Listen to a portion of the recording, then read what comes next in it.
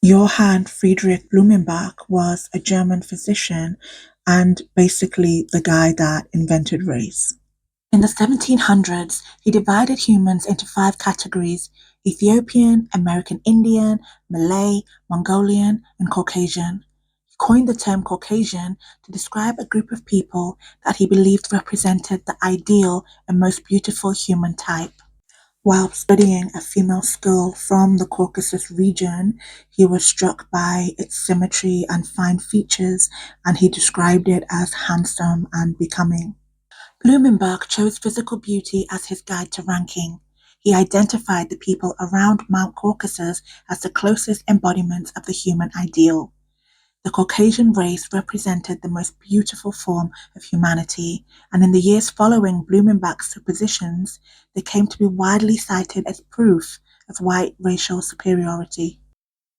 At the forefront of racial supremacist analysis at that time was the question of whether African people were human.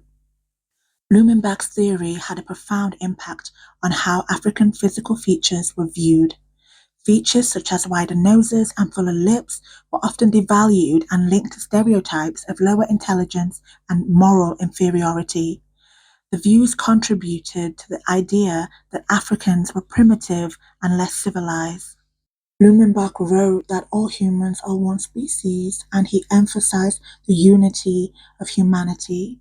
His viewpoint on Africans was out of tune with that of the times.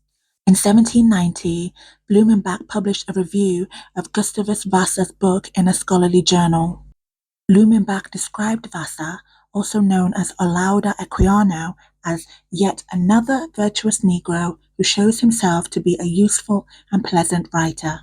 Blumenbach described Vasa and Ignatius Sancho as two distinguished Negroes who had become famous as writers in England. Blumenbach also collected books written by West African-born authors like the Boston poet Phillis Wheatley and the Maryland author Benjamin Banneker.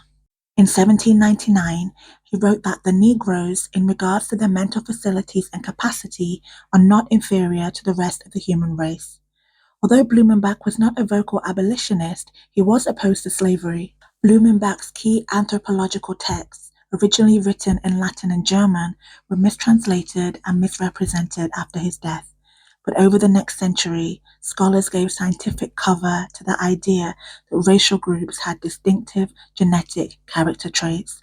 These racial theories remain ingrained in our society to this day.